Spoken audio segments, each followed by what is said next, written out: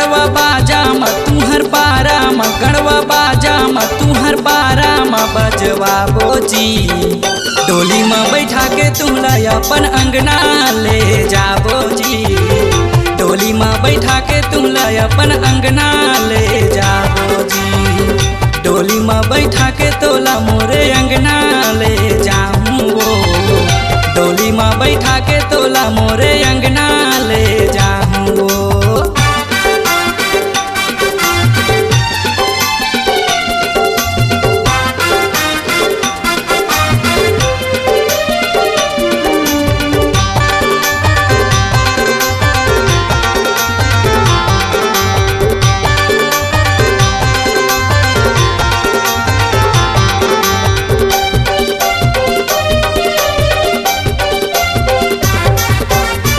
बनबे मोर दुल्हन रानी, मैं बनहूँ तोर दुल्हा राजा।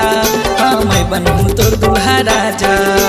हाथ में मेहंदी रचा के रखबे, लेके आऊँ बैंड बाजा, लेके आऊँ मैं बैंड बाजा।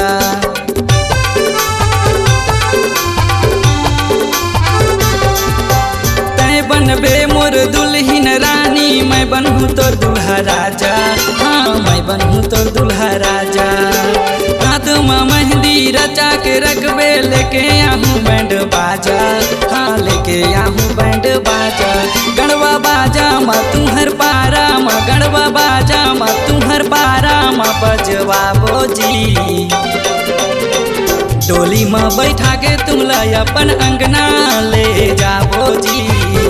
डोली में बैठा के तुमला अपन अंगना ले जाऊँ।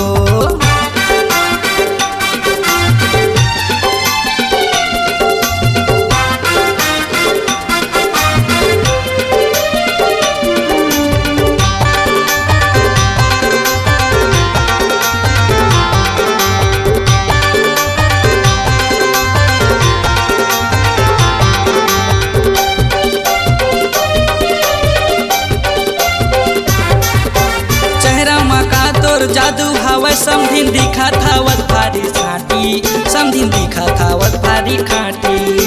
तरी मलाई लहंगा पहरे, मारा था बस मोला आखी, समधिन मारा था बस मोला आखी।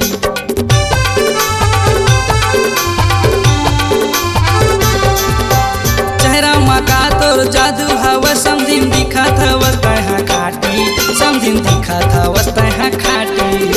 तरी मलाई लहंगा पहरे, मारा था वस मोला आखी, समधिन मारा था वस मोला आखी। गणवा बाजा म तुहर पारा म गणवा बाजा म तुहर पारा म बजवा बोजी। डोली में बैठा के तुमला अपन अंगना ले आबो जी। डोली में बैठा के तुमला अपन अंगना ले आबो जी। डोली में बैठा के तोला मोरे अंगना ले आऊँ। डोली में बैठा के तोला मोरे अंगना ले आऊँ। डोली में बैठा के तोला मोरे